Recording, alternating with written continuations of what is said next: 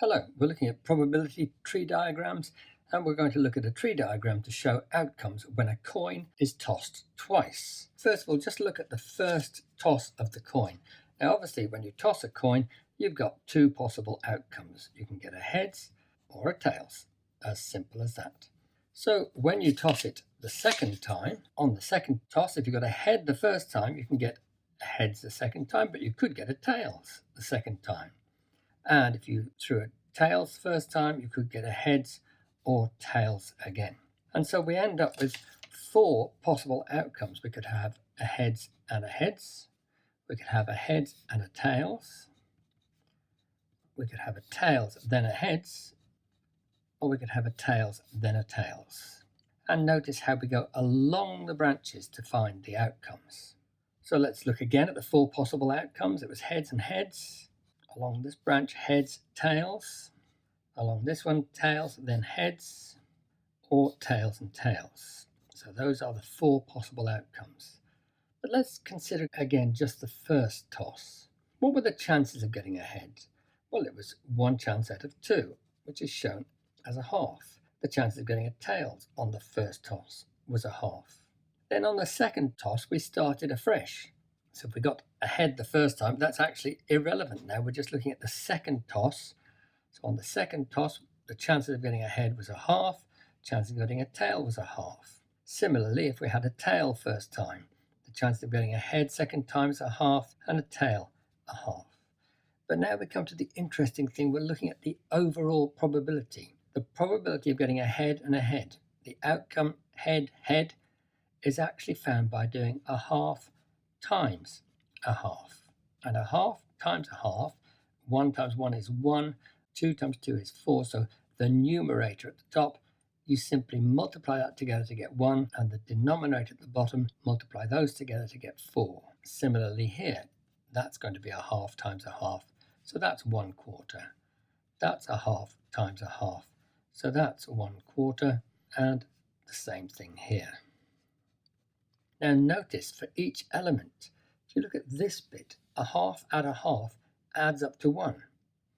A half add a half adds up to 1 for that section. A half add a half adds up to 1. But perhaps the most interesting thing is that these all add up to 1. A quarter add a quarter add a quarter add a quarter. 4 quarters make 1. So here's another example. It says a fair 6-sided dice is thrown twice. This simply means that it's an ordinary dice with 6 sides numbered 1, 2, 3, 4, 5, and 6. So what is the probability of throwing 2 consecutive 6s? So that's 1 6 after another. We roll the dice twice, we get 6 twice. And then question B, what is the probability of throwing only 1 6? So we get 6 the first time but not the second time, or we don't get a 6 the first time and we do the second time. So there's the two questions, and let's have a look at the tree diagram. So on the first throw, obviously we can get a 6 or not a 6. On the second throw, we can get a 6 or not a 6, a 6 or not a 6. Now, what's the chances of getting a 6? Well, there are 6 sides to the dice, so we've got 1 chance out of 6 of getting that 6, but 5 chances out of 6 of not getting it. And on the second throw, it's going to be 1 out of 6 again, and 5 out of 6 of not, 1 out of 6 of getting the 6, and 5 out of 6 of not getting a 6. But this is where it's interesting. Across to the probabilities here, the outcomes are a 6 and a 6, and the probability is 1 over 6 times 1 over 6. So let's do that one. 1 times 1 is 1. 6 times 6 is 36. So the chances of getting 2 6s, which is the first question, is 1 chance in 36 attempts. But let's look at the other probabilities here. It's a 6 and not a 6. So 6 and not 6. Oops, did it the wrong way around. So that's 1 over 6 times 5 over 6. So that's 5 over 36. And this one, not a 6 and a 6. So that's 5 out of 6 times 1 out of 6. So again, that's going to be 5 out of 36. And we will look at this one, although the questions don't ask about this one, but it's quite interesting. So not a 6 and not a 6. That's 5 chances out of 6 times 5 out of 6, which is 25 out of 36.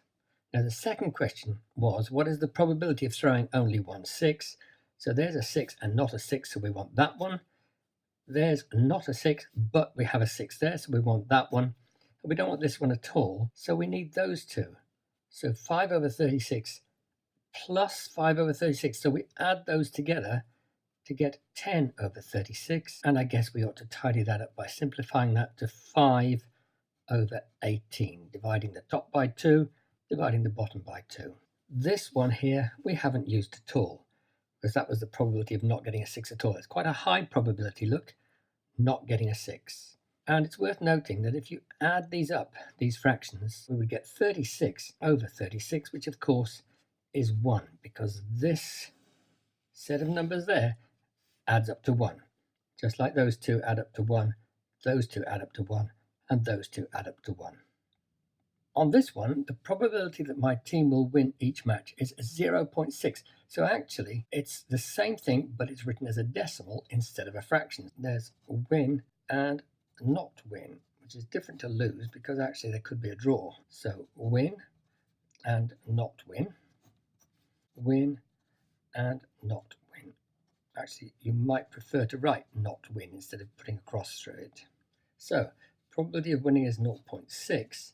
So the probability of not winning must be 0.4, because 0.6 and 0.4 makes 1. So winning is 0.6, not winning is 0.4.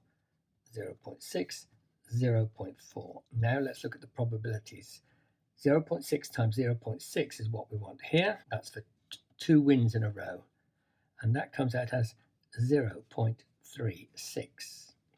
A win and a not win is 0.6 times 0.4, which is 0.24. A not win and then a win is also 0.24. And a not win times a not win is 0.16. Remember, that adds up to 1, that adds up to 1, that adds up to 1, and those all add up to 1. So now we're ready to answer the actual questions. Question A, what is the probability that the team wins 2 consecutive matches? Well, that's win-win, so that's 0.36.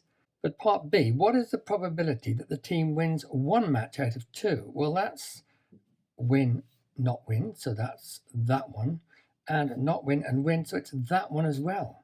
So we need both of those, and those added together come to 0.48.